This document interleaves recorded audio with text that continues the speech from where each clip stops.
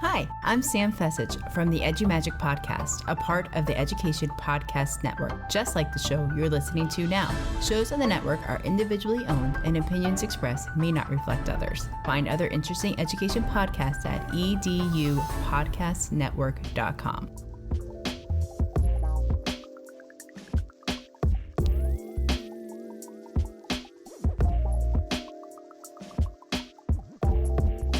Hello, everybody, and welcome to another great episode of My EdTech Life. Thank you so much for joining us on this wonderful Monday. Hopefully, your Monday was as great as mine. Mine was a little slow, but it was very productive. So, hopefully, your Monday was just as great, if not better. Thank you, as always, for making My EdTech Life what it is today. And no matter where it is that you're joining us in the world, thank you, as always, for all of your support. We appreciate all the likes, the shares, the follows. Thank you so much for just the positive feedback and really interacting with our content, guys. As we do what we do for you week in and week out, we want to bring you the best conversations. We want to bring you the best that is out there currently in the ed tech space, in the education space, so we can continue to grow together, grow as a community, and as always, sharpen our skills as well by grabbing some of those knowledge nuggets and sprinkle them onto what you are already doing great. So thank you so much for joining us today and all of your support. And I am excited for today's show. I'm just ready to dive in because this is such a great story. And I just really want you guys to this evening connect with Adam Sparks. And of course, what you'll get to know about the platform that he's developed. He is a co-founder, CEO of Short Answer. So I'm really excited about today's conversation. So Adam, how are you this evening? I'm doing well. I'm doing well. Thank you so much for having me. It's an honor to be on here.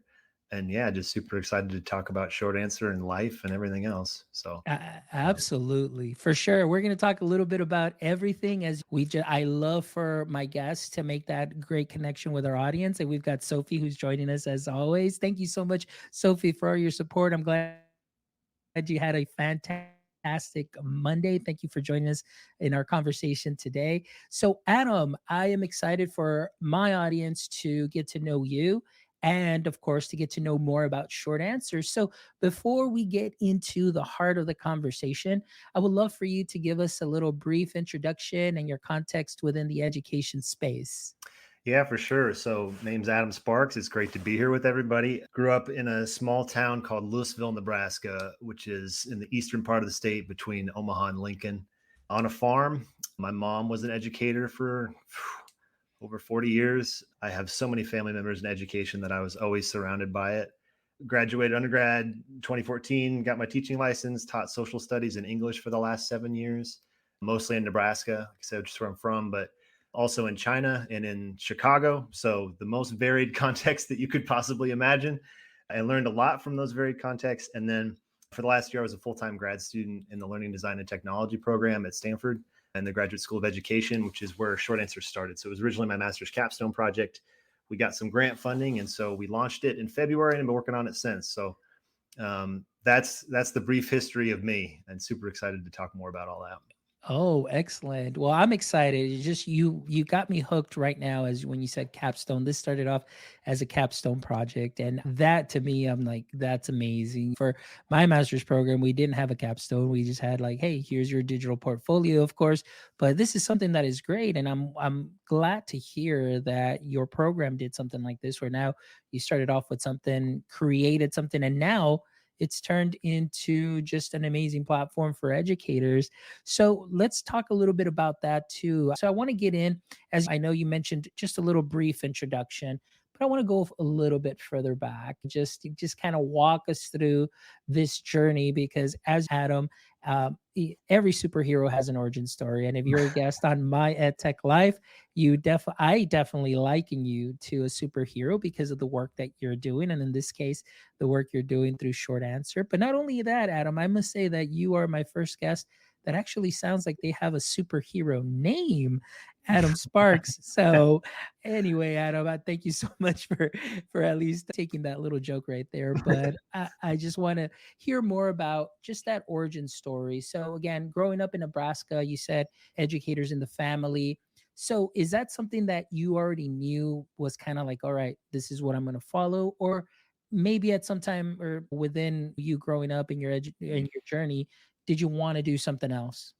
No, when I went to undergrad, I thought I was going to be a lawyer, and I went in telling everyone that I was going to be pre-law, and that lasted about 6 months when I found out what the job of being a lawyer is actually like, and just fell in love with all my education classes. Always had it in the back of my head because I had always been surrounded by it, and yeah, I took the education classes, loved them, and just went down that path and loved student teaching, and have loved the career ever since. So no, originally I didn't think it would be education, but that changed pretty quickly. I think maybe I always knew, but just had to get out and experience things. And that was the first part of your question. What was the second part of your question? Yeah, and then just to continue to walk us through that journey. So now you Oh, ended up going from Nebraska. You said you went to Stanford and then you got into your program and working on that capstone. So I guess we can kind of start from there and then kind of yeah. get into the heart of the matter. So tell me a little bit about your program and then, of course, where the idea of short answer came from within the program to end up being your capstone. Yeah, yeah. So, learning design and technology program at Stanford, it's a master's program. It's the coolest program in the world. You spend a year trying to solve a problem in education using technology. As a teacher, I had experienced many problems over the course of a 7-year career, as I'm sure you can imagine. And there were many I wanted to work on. The one that frustrated me the most, so I chose to work on that, was just this experience of, especially teaching social studies in English. That's a writing intensive curriculum. Spending all day Sunday giving kids feedback on that writing, or on just on work in general. It doesn't necessarily have to be writing. Coming in on Monday, giving them that feedback, having them ignore all of it, look at their grade, jam it in their backpack, and move on. And if you look at the if, I don't know, like John Hattie's research on education interventions and the effect size of those different interventions, high quality feedback, top of the list. But what's so challenging about that is that experience of, like, so often kids just ignore the feedback, they don't use it, they don't even look at it, and because of that, you negate all of that benefit. And so wanted to work on that, had a year to do it, which was a total privilege. We went through a bunch of different iterations. I don't want to shout out my project partner, Ben Thier. I did work on it and build it with Ben in the LDT program. And I'll save you the story of those different iterations, but eventually we landed on peer feedback as a way to get kids to, first of all, to get feedback quicker to students, but also to improve the learning that's happening as a result of that feedback. And so that's what Short Answer grew out of. I'm happy to talk more about that research base if you want. I don't know how much you want to nerd out on this process that we use to facilitate peer feedback, which is referred to in the research as adaptive comparative judgment, which sounds way more complicated than it is. But grew out of that research base and have launched it and seen really great traction so far. But yeah, happy to dive into any of that. I know I'm Yeah, talking no. a lot We're there. good.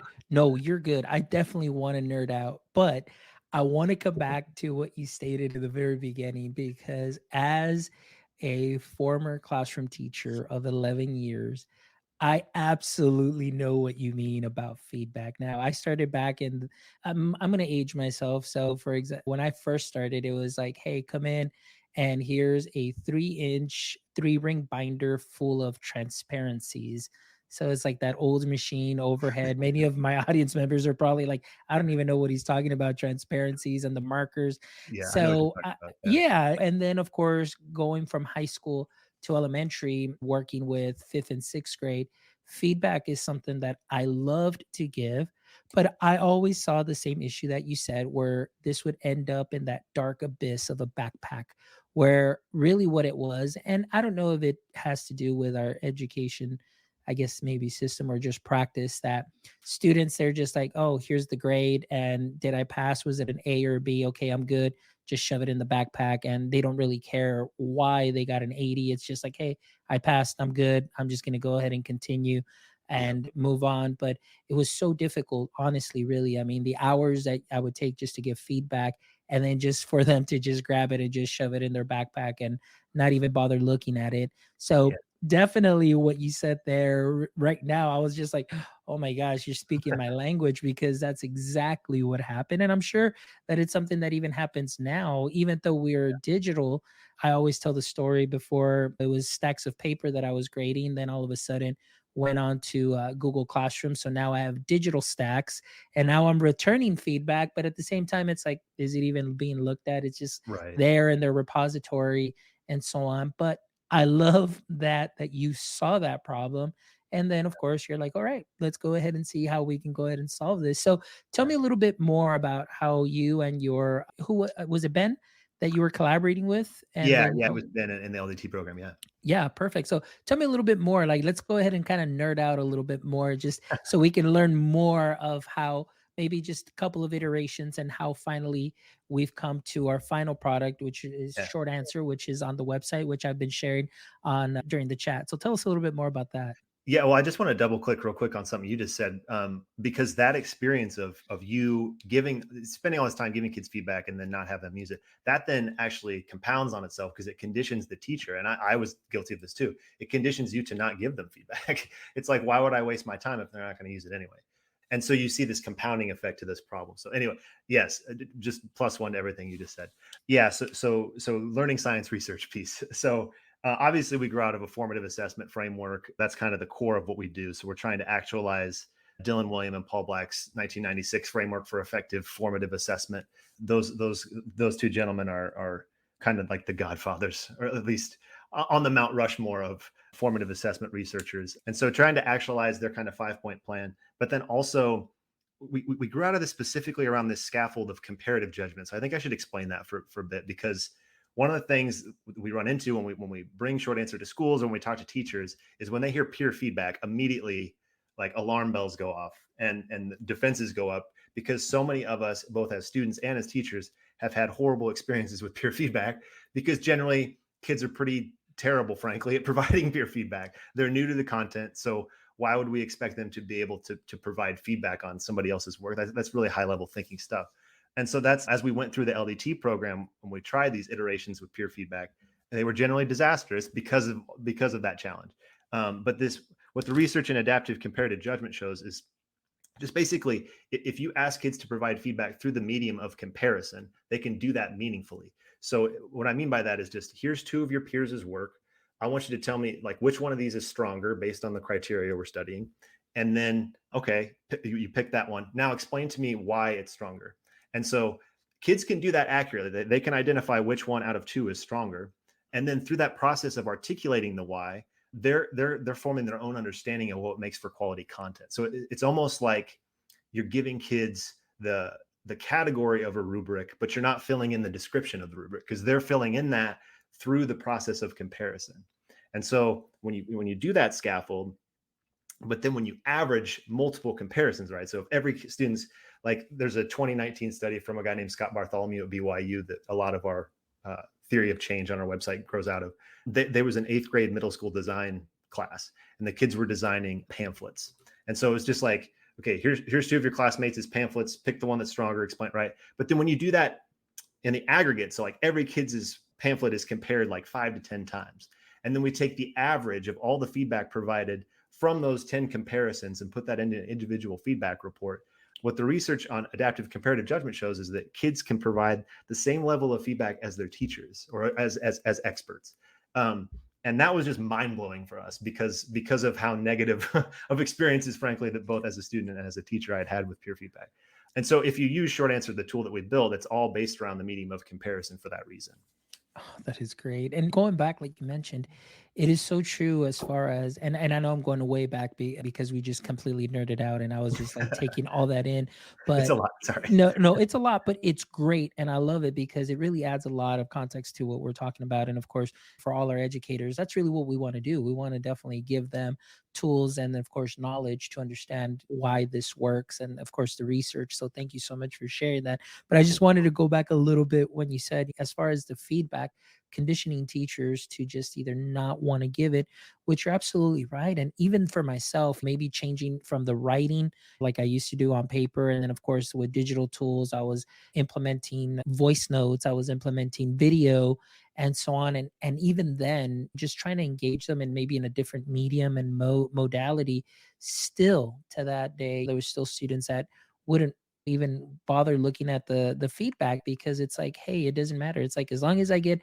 higher than a 70, I'm okay. And then of course you get the students that didn't do very well, and they're just like, whatever, maybe the next one, and then they just keep falling behind. So that was something that I knew, from my experience that I have. And to be quite honest with you, even in my new role where I give some feedback and I'll send videos. And now we've got some wonderful tools and platforms that are out there that'll actually see if they did open the link. Even as adults, still don't open that link. And I think, like you mentioned, it's something that is conditioned, whether it's like, hey, you know what? I already did what I needed to do as far as my task is concerned. I'm good. I passed, or I did the minimum, and everything still worked, and that's it. But this is very interesting, like you mentioned, because in the classroom, when we do like our think, pair, share, or hey, our peer review, it was always like, hey man, like here, I'll just give you 100, or you give me 100, or you give me an 80. And you felt like you couldn't be honest with the feedback, because then you were going to start something within your classroom, because it's like, oh man, he gave me a 70 and I can't believe that. And then the next time around, you're going to come back and get that. But again, it all comes back to the training. It all comes back to that exposure. And of course, doing some research, like you mentioned. And so it was very enlightening what you shared with us, where even students can give as good of feedback as a teacher can. But obviously, we need to make sure that they're properly trained and they have access to those resources to learn together, and giving them time to learn together for sure. Yeah, yeah, and I just want to add, because I don't think I said it when I was talking about the comparative judgment piece, but it's also all anonymous, which is so important in kind of alleviating some of the concerns you just mentioned. When you know who you're providing feedback to, it adds this social pressure layer that you need to get rid of if kids are going to provide meaningful feedback to each other.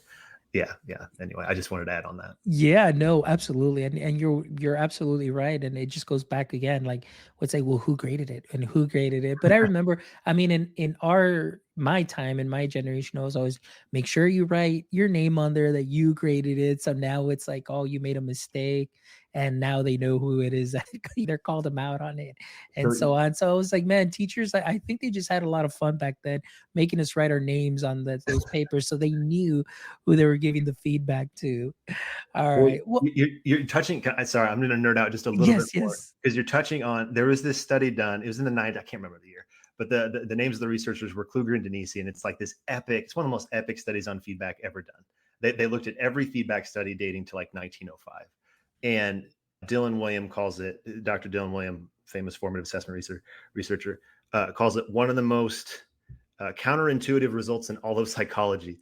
And it was, they looked at all this study on feedback, all these studies on feedback, and they found that, I'm going to misquote the number, so don't quote me directly, but like 40% of them, or something like that, resulted in negative outcomes for learning. So not only did they not improve learning, they actively harmed learning. And it's because of kind of what you're hitting on. It's so often when students get feedback, they react to it emotionally. And that is, I think, two times as strong. Or I'm just making up numbers here, but when it comes from a peer, I think that's definitely the case. And when you react emotionally to it, when you get upset, or when you get like excited, like there's any number of emotional reactions that you can have, where instead of focusing on the content, you're focusing on dealing with that. And in that way, it's actually pulling you out of the learning. And it's just another data point on how feedback is so challenging to do well. And there's this whole social emotional piece that comes with it that is, it's part of the teaching. Yeah, we talk about the learning sciences, and it is a science, but it's also an art. And it's knowing your kids, and knowing how to handle and do different handle the relationships of your classroom. And it definitely plays into the impact that feedback is going to have in your classroom. For sure. Yes, you're absolutely correct. And like you mentioned, it's that emotional piece is there too as well. And yeah, I mean, even for adults, I mean, you get some feedback. It's like, sometimes Yeah. we tend to overreact and say, wait a minute, it's not personal. It's just the feedback that is given. And even more so with the young adults. And then, of course, grade school kids too, as well. They get really bummed out and it's all emotional. So then tell me a little bit more. So now we've done the research. And then, of course, now you and Ben are here working. And then you said this was your capstone. And so tell me a little bit more on how you came up, I guess, or when you came up with this final iteration, and then how you saw this, or maybe did you put this into practice and then say, hey, we've got something here, because you mentioned that you had a grant or some grant funding for it too as well. So tell me Yeah. a little bit more about that story right there. Well, first I'm going to say we are not a final product. We're still very much building it, Okay. but I know what you mean. I know what you mean. Mhm. So yeah. So when the spring semester of 2020, or spring quarter, I guess, we're here at Stanford, they're on a core system. 2023, 2022. Sorry, 2022. I lose track of time. I apologize. It doesn't even Yeah. matter. We were building the capstone, and we had applied for this thing called the tools the Futures Tools Competition, which is still a thing and is amazing. It's this international learning tools competition. Teachers can submit, anybody can submit to it. Just like, hey, I have this idea for an app that would help education. It's competitive, but like I think they have different tracks and you can win things. And so we were they were like, it's a global competition. There were like 800 applicants and we won it. And so that gave us a pretty good chunk of grant funding.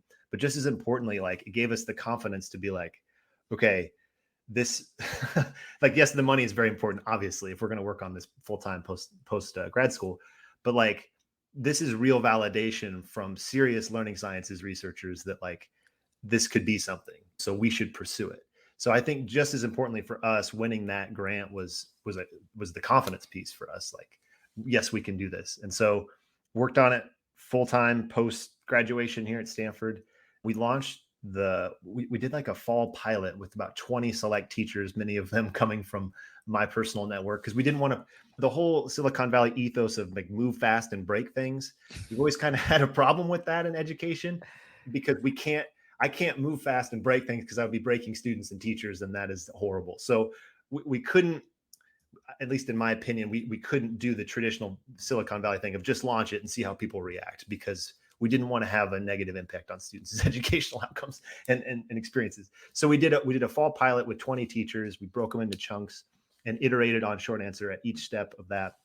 And then based on their feedback, we got the confidence and launched it last February of 2023 and have been growing it ever since. We're used by roughly 30,000 combined teachers and students across, the last I checked, like 40-ish states and 5 countries, which is like already a scale that when we were working on this just as like a school project, I never could have imagined. So yeah, super exciting.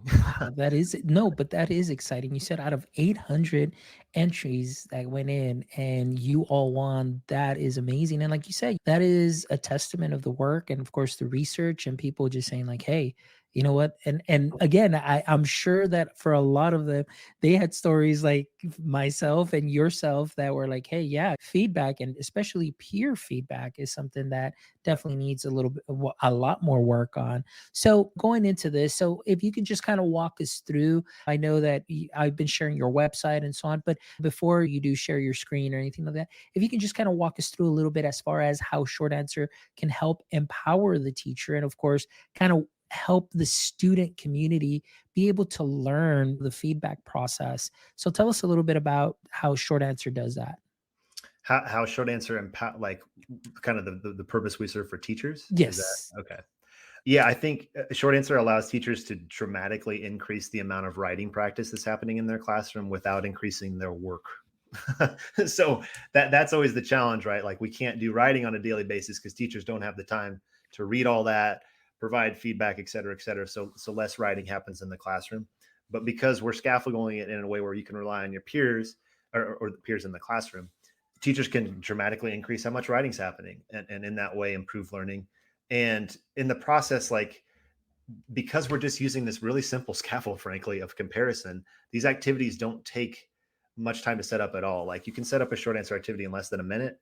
You just type in your prompt, attach any pictures you want, set the feedback criteria, you're good to go. And at the same time, where it's only when I lead PD, sometimes I'll call the PD all juice, no squeeze, because it takes less than a minute to set up, but you can slot these in anywhere in a lesson. So bell ringer / do now, I don't know, it depends on the language of your school. Like in the middle to break up like direct instruction, to do guided practice, to do independent practice as an exit ticket. Like I've seen teachers use it across the board. I've seen it done in less than 5 minutes. I've seen it take an entire class period. So it's highly customizable, but again, it's not taking the teacher any time on setup, and it's not taking them hardly any time on feedback because it's happening in the app. So I think that's the benefit for teachers. We are keenly aware as a builder of another ed tech tool of this, I don't know, syndrome of one more thing that teachers deal with all the time of like, I know this as a former teacher, like constantly having one more thing added to your plate that you have to do as a teacher. And we certainly never want short answer to be that, because I have had experiences where ed tech tools became that. And so just trying to keep it as simple as possible to do one thing extremely well and do it in a way that serves teachers in that way. That's kind of the teacher side of things. From the student side of things, it's hopefully, ideally, and we are seeing this, and I'm happy to talk about examples, getting them to practice daily writing, getting them to practice the process of providing feedback, getting them to use feedback and revise their understanding based on that feedback. There's so many learning benefits that come from that. But then just as importantly, it's engaging to them. We're moving into, we're already there. We're moving into an era of AI where I can spit my Google Doc into whatever ChatGPT wrapper that there is, and it kicks out feedback that's like serviceable, and where it's serviceable now, it's going to be incredible in 5 years, I'm sure. But I think what's lost in that sometimes is like, why are students going to want to learn how to write? If the machine can do it for them, why should I learn how to do it? It's like it's the question that math teachers have dealt with in a different form for a long time, of like, when am I ever going to use this? And I think we're approaching that with writing. And that's super interesting and something that I care a lot about. And I'm hoping that the way that we've structured Short Answer motivates kids to want to learn how to write, because it's such a social, gamified experience that those aspects will touch on that motivation piece. So that's my long-winded answer to your question, both from a teacher side and from a student side, on how we serve teachers and students. And that's great. One of the couple of things that you hit on too is just how simple it is, or it sounds. Like I said, I know you're going to show us a little bit right now when you share your screen, but I think you hit on something that's very important that you're taking into account, where oftentimes I think there's a lot of ed tech companies that really, it's just, they see you kind of like as an invoice, and it's like, whatever, this is what our product does, take it or leave it, and they try and sell it to you and so on. But the fact that you mentioned, and this is what I love already, that I'm already like, I'm buying in, because you said it's about keeping it simple. And that's always been my motto, especially working with teachers and having to be the one that's introducing new tech to them and rolling things out. And it's always just about keeping it simple. And the fact that you're doing that with a low barrier to entry for teachers.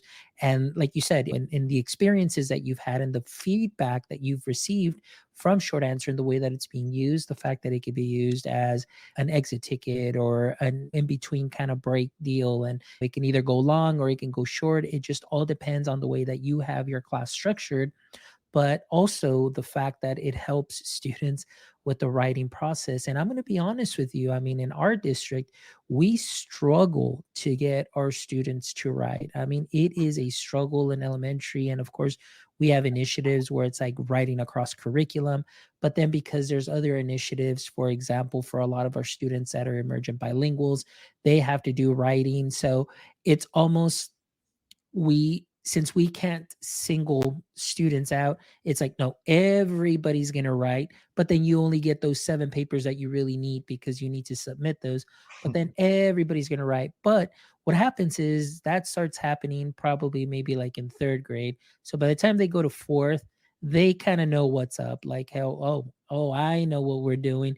And then of course you get no effort. You don't get students that really write, but also it's because we don't give them enough time to write and practice, and of course be able to do feedback. So having a platform that is fairly simple to use, easy to implement, where there's no tech fatigue, where it doesn't feel like a tech burden, and it's not your 101st plate now that you're spinning, that is a win. But so I want to know a little bit more. So I don't know if you have your screen ready to kind of share and maybe kind of give us a little walkthrough as far as what we can find in the app.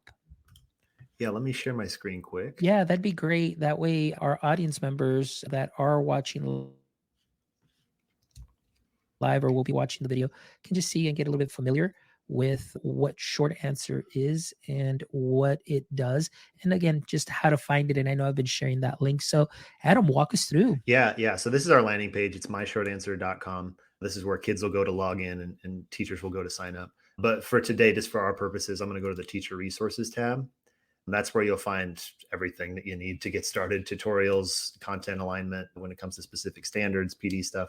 But again, just for today, the product walkthrough is going to be most helpful. And I'm actually going to show the student facing side. I think that'll help the most. And I believe I can full screen this. Okay. So mechanically, think like Kahoot. Kids sign in with a code. It's how many K-12 instruction and assessment apps work, right? So kids sign in with code. They do not have to create an account. Again, going back to that keeping it simple piece, students don't need to create accounts, so you don't have to worry about that as a teacher. They just type in their name using the code. Once the teacher's got them all in, they'll push out a question. That's the screen you're seeing here. In this case, I think it's like a middle school world history example. So you see the students got the question. If there were pictures attached to the question, they would be here. In this example, they're not. Student responds. They see the success criteria that they're going to be, feedback will be provided to them based on here. So again, that's growing directly out of research that shows like kids learn more effectively, essentially, when you share the assessment criteria with them upfront. And so we're doing that intentionally, so students can see what they'll be judged on, type in their response, they rate their confidence. That's building on this metacognitive piece that I haven't talked about yet, but would be happy to talk about here in a second. And they respond. While they wait, they have an avatar they can customize. And then this is kind of the core of it. So this is that comparison piece. So once the teacher clicks begin feedback, once they got all the responses, in this example, this is an all-in activity, which is one of 3 different activities we have on the platform. Every kid's answer gets feedback. And so I see 2 of my peers' responses here. Notice there's no names on it. Going back to that anonymity piece, I read both of them. And then this is an example based on class content. So of these 2 answers, which one demonstrates understanding of life in ancient Greece better? And so what the students will do is drag that, and you're going to see that here, to one of the other answer. And in the process, they're awarding points, right? So that's the gamification piece. And I mean, I don't know if you're familiar with Jackbox games, but if you are, this is very comparable to like a Quiplash, if you've ever played Quiplash before. But again, that medium of comparison is the helpful scaffold. And so the students compare, they click submit. I don't think you're going to see it in this walkthrough, but if this were actually an all-in activity we were doing in class, they would get 2 more answers and continue comparing. Teachers always ask, like, how long should this process take? It's hard for me to give a set answer on that. I think it depends on the content, obviously, but if every kid can do 2 to 3 comparisons, that's going to give you pretty meaningful individual student feedback reports, but it's also going to give you a pretty meaningful distribution of student responses. That's something I haven't talked about yet, but on the back end, we're using this adaptive comparative judgment algorithm to essentially just like every answer. So like in this case, this answer on the right that was picked, every answer that's being picked is being slowly shuffled to the right. Every answer that's maybe not being picked is being slowly shuffled to the left. And so what a teacher gets is once you have a meaningful number of student comparisons done, they get this accurate distribution of student responses from high to low that they can quickly look at and see like, okay, here's my kids that seem to be getting it. Here's my kids in the middle. Here's my kids who might still need some extra remediation on this stuff, which you can do any number of really cool formative assessment stuff with the following class period or things like that. But anyway, student submits. This is the individual feedback report that a student will get. So they'll see the different percentages that they get on different on each criteria. This is upcoming feature within the next like 14 days on our product roadmap. But pretty soon, students will also be able to leave open comments if teachers want.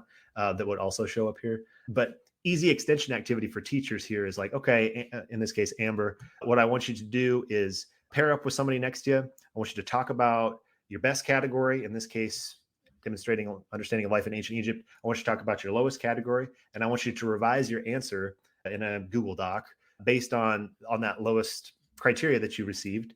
And I want you to submit that and tell me how you revised your answer based on that. So again, teacher didn't have to do anything. Kid got feedback in the moment and then is actually being prompted to use it. And if you look at the feedback research, that's what has to happen if you're going to get that amazing effect size. So that's kind of the core of it. Now, this is just the teacher side, this is just the student side. But hopefully that gives you a sense of generally how the platform works. Oh my goodness, that is amazing. And so simple, like really, like and this is, like I said, this falls into my philosophy of keeping it simple. I just wanted to share Sophie's comment right here. Sophie Youngs, who's joining us on LinkedIn, says, I love the confidence check piece. So that's awesome. So thank you so much, Sophie, for joining us and sharing some of that feedback here on Short Answer. But you're absolutely right. What I love about this is how easy it can be set up by the teacher. You set up a question, and really it's not just for your ELA class, your English class. It's here we were doing social studies or history or whatever it may be. But the fact that now with something like this, you can really take your writing across curriculum to another level in a gamified way with just those short answers and being able to work with students, and then the students kind of start understanding the feedback. And I absolutely love that interactive piece where they just drag and demonstrate where they're giving the points. And like, this is amazing, Adam. Thank you so So much for sharing this and the work that you're doing. But I don't know. I didn't know if you wanted to add something to that, but I kind of wanted to give you a little bit of time so we can come back to that metacognitive piece that you yeah, wanted to add a little that's bit what I was on. going to add on to. Yeah. Yes, please. Yes, yeah. So I think her name was Sophie. On the confidence piece, we have students rate their confidence at the beginning, and then you didn't see it in this because in All In we don't have kids do it, but in our battle royale activity we do. The students will rate their confidence again at the end, and it's interesting to do. There's any number of extension activities you can do with like, did your confidence change after seeing your peers' responses and after providing feedback and after getting the feedback that you received? Did your confidence change? If so, like why? Like, and that's such a simple extension activity, but so powerful from a metacognitive perspective, because what you'll get is a kid that had really low confidence that actually did really well. And it's like, oh my God. Or the opposite, which is often the case of like, I know this stuff better than anybody. And then the feedback is like, maybe you don't.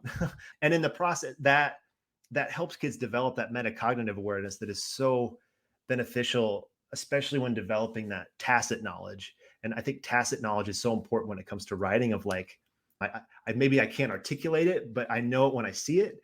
And when you see all these exemplars through this comparison process, and then you go through that metacognitive reflection, I think you're definitely, I don't know, developing Yes. those skills. Yeah. Yes, Anyway, sorry, just absolutely. wanted to double click on that. Yeah, no worries. That's amazing. So Sophie's adding here, I had kids writing in math and science all the time, but it Yeah. took so much time. I am with you, Sophie. I was a science, social studies, and math teacher, and I Oh my know God. what that means. So this would have been a game changer. Absolutely have been a game changer. This is amazing. So yeah, I agree with you, Sophie. Thank you so much for that share. Wow, Yeah. Adam, like Can I this just is, shout out real quick yeah. writing in math and science classes? Because I think when we present this tool at conferences and stuff, it's like, oh, it's like a social studies, humanities Mhm. tool. And it very much is, right? Those are our power users. But if you look at like the next generation science standards, like NGSS, national standards, like there are so many specific standards around crafting scientific arguments, like supporting scientific arguments with like evidence-based scientific claims, and those are one to one, like right with a lot of the writing standards. So yeah, absolutely, this is writing can happen in a science class. Writing can happen in a math class. It may not be, well, in a science class it is a direct one-to-one fit. In a math class it may not be as direct, but there are any number of really cool activities you can do with this to get kids writing in math and just writing across the curriculum in general. So yes, I just want to shout that out because Yes. I think it's something that people are skeptical of and I'm passionate about. Absolutely. So Sophie, here's justify your answer. There you go. I love it. No, absolutely. Like I mentioned to you, Adam, like in my experience in the classroom, it was like, oh, okay, writing across curriculum. And so we do that. And then of course, there comes the time, it's called TELPUS. And really it's just for our students that are emergent bilinguals, and just to see where their writing is at. And but then of course we would have to make the whole class write. And it's kind of like, okay, guys, you got to write.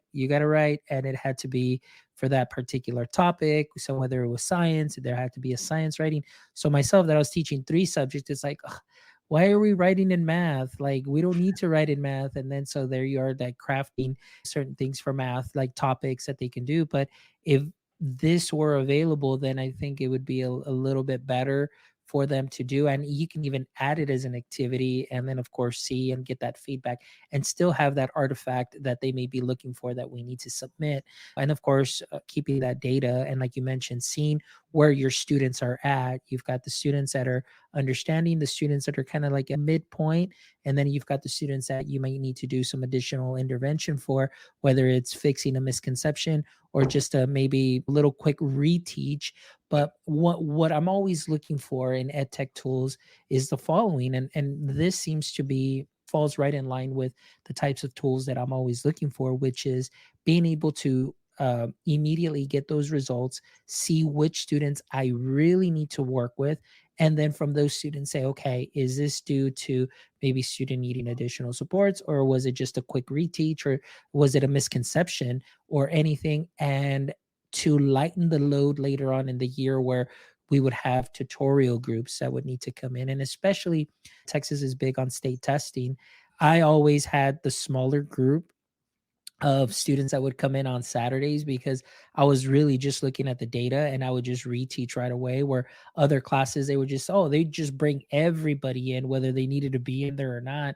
But again, this falls in line with the types of tools that I like, where I get that immediate feedback and then I can immediately take action for those particular students, but also helping my bubble kids or my middle kids also say, hey, okay, let's just get that little push so we can all be moving on up and showing some growth towards the year. So I Yeah. absolutely love that for sure. Hey, thank you. And you're touching on an important piece I haven't talked about, which is the immediacy of feedback. Because what Yes. so often happens with feedback is because it takes us as teachers one, if we're lucky, if not 2 to 3 to 4 to 5 days, if not more, to get kids feedback on their writing because it's so time consuming, right? They're no longer in the moment of learning. And so like literally when they get the feedback, they're like, what was this again? They have to like reorient themselves. So if you don't necessarily want to give them feedback while they're in the learning, but with short answer, you're getting it like right after you've done this metacognitive processing of seeing every other students' responses and doing some reflecting there. And it's a really ideal time to get it in the moment. And again, saving the teacher the time in the process. So yes, the timing is really vital when it comes to feedback. So I just wanted to expand on that. Absolutely. Well, thank you, Adam. I really appreciate your time this evening. Thank you so much for just sharing something so wonderful with me and with my audience. I want to thank Sophie also for joining us and those of the others that are going to be catching this on the replay and so on. But this is amazing. And I've been sharing the link. And for anybody also, just again, I've been putting the banner up too. Please make sure that you visit Short Answer or myshortanswer.com so you can go ahead and check out this amazing platform. Now, Adam, I didn't get to ask, as far as there are some questions that do come up as far as accounts and so on. Is there anything on pricing that our audience members should know about?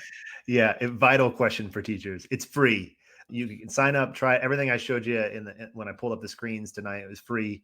Everything right now, like base short answer, we have gone out of our way to make sure it's really useful for teachers, even if they can't afford to pay for the premium. But we do have short answer premium, and we will for $75 a year per teacher.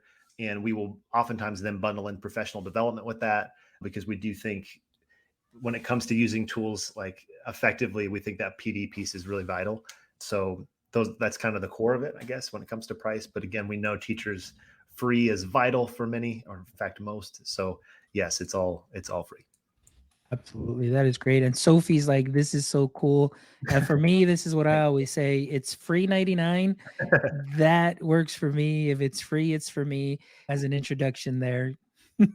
I should specify, because so you as a teacher, you'll be limited to saving up to 10 questions. So there is a limit, but like you will still you'll have enough use, I think, to see if it's a good fit for your classroom. Yeah. So anyway, I want to be transparent about that. Like, Perfect. anyway, Well, hey, as long as there's a free trial, and like you said, from what I'm seeing, just that value that is there, this might be something that would be great just all together, and maybe just bundling up, like you mentioned, either the PD or at a district level, because I know that writing is something that we definitely need to work on. And I know in my district, and especially here in Texas with the state testing now, that they have what is called the constructed responses, where students have to type in an answer. And I don't think the state did very well, from at least what I had been seeing, the feedback. And even within my own district, it was not very, it wasn't, the results weren't great. So if it's something that we can help our students, and not only that, like you mentioned, it's not just going to be for the ELA class, it's not going to be just for social studies, but it can be easily done for math and science and social studies and all subjects. But to be able to work on that feedback is something great.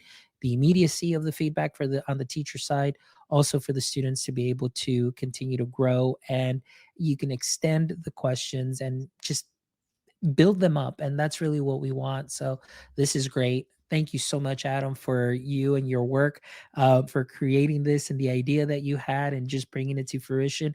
And most importantly, for bringing it to our education landscape and helping our teachers with these problems. And it's so important. So thank you, Adam. I really appreciate the work that you're doing, and to Ben too, also for contributing to all of this. Yeah, And partner Ben. so And that's I want to wonderful. shout out And my I want to shout out my wife too, because yes, I'm building it with my wife. So yes. Alexa deserves a shout out too. But Yes, please make sure you do shout her out for sure. And I do want to shout out, she did get accepted to Stanford.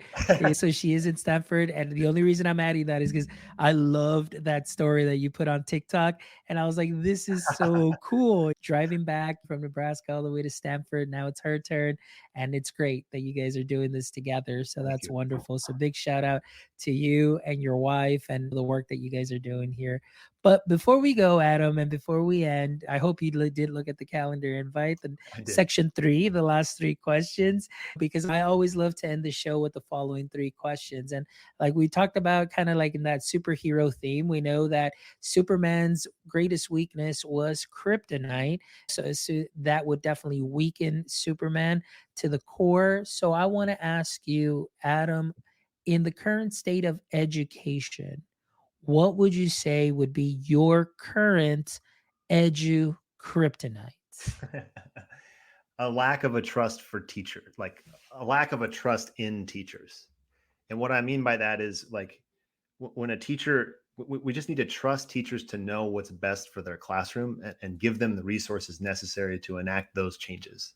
And it's crazy how simple that is, but how often that doesn't happen. And teachers, so often when they want to do something in their classroom, have to get at a minimum one other person, but often 2 to 3 to sometimes 10, depending on the initiative, 10 people to say yes. And it only takes one of those people to say no. And all of a sudden, this teacher can't do something that they felt was best for their classroom. And that manifests itself in many different aspects of K-12 education. But just trusting teachers that they're professionals, they're experts, they know what's best for their classroom. So let's empower them and enable them to do that. It sounds so simple, but it can get so challenging in some of our systems. So yeah, I thought a lot about that question, and there's a lot of answers to it. I think there's more than just one, but that's the biggest one for me. Both I'm saying that as a former educator, but now as someone building an ed tech tool for sure. Awesome. Great answer. Thank you so much, Adam, for sharing that. Question number 2 is, if you could have a billboard with anything on it, what would it be and why?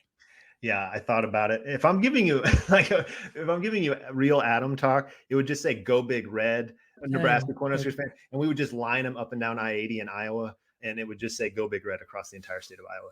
In reality, it would be fund our schools, and it would be in every single state. I don't care what state you're in. It's teachers need to be paid more, but also teachers need resources for their classroom, and they shouldn't have to go to set up a GoFundMe at the beginning of the school year to get pens for the expo board. Like that stuff is so frustrating to me. It's encouraging to me to see how passionate teachers are for their classroom, that they're willing to go out of their way to set up a fundraising campaign and get that stuff. But that shouldn't be necessary in the American K-12 system. So yeah, fund our schools would be my giant billboard that I would put anywhere that I possibly could. I love it. I love it. So that's great. Thank you so much for sharing that, and go Big Red. Yeah, All I'd go Big right. Red as well. And the last question, Adam, is, if you had to write a book starting tomorrow, what would your book be about? Yeah, I'm not qualified to write a book on anything. Let's get that out of the way up front. But if I had the time to sit around and research and write a book, it would be about how AI is changing formative assessment. And I say that because I've been ensconced in the formative assessment research base for the last 2 years. And it's crazy how much of it, it's not crazy, it's understandable how much of it is I don't know, like grounded in the practical realities of teaching, as it should. But so many of those practical realities have changed because of AI. Like AI affords us so much efficiency when it comes to things like all the administrative tasks that come with teaching, but also like lesson planning and grading and like you name it. Like it affords us so much more opportunity that many of the recommendations, I think, historically around formative assessment should change because we have this new power at our fingertips. And that, I mean, I don't know if I'm going to be able to like summarize all that right here. That's hence the book. Like, but I think you could write a book on that, and I'm sure somebody's working on it right now. But that would be my book. Yeah, formative assessment in this new age of AI, because there's so much potential to just revolutionize what we're doing with formative assessment, I think.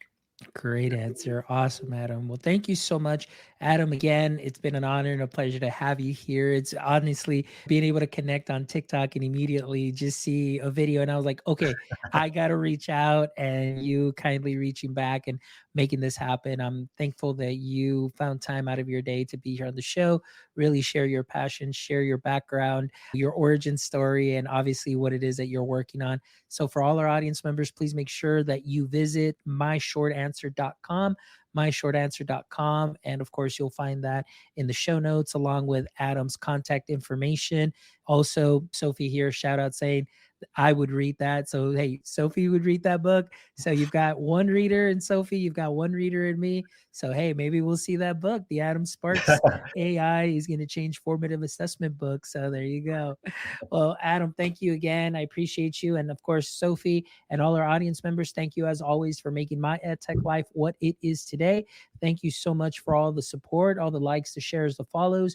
Please make sure that you follow us on all socials at My EdTech Life, at My EdTech Life. And please, guys, if you can do us a favor, hop over to YouTube. Please give us a thumbs up and subscribe to our channel. We're trying to get to 1,000 followers, so we would definitely appreciate all your help and support so we can go ahead and make that happen. So please make sure you jump over to that. But of course, as always, make sure you visit our website at myedtech.life, myedtech.life, where you can check out this amazing episode and the other 239 wonderful episodes full of amazing knowledge nuggets that you can take and sprinkle on to what you're already doing great. We've had education practitioners, professors, edupreneurs, solopreneurs, founders, teachers. We've got just a little bit of everything for everybody. And so I know that there'll be an episode just for you there. So please make sure you visit our website. And of course, if you'd love to contribute to our mission, visit our merch store. They're located on our website, where you can get yourself some My EdTech Life swag. We know that the cool winter season's coming around, so maybe you might want to pick up yourself a sweater or some lounge wear, maybe even some conference wear, because we're definitely hitting conference season 2 for the winter. So make sure that you show your support. So thank you guys as always. And don't forget, my friends, until next time, stay techie.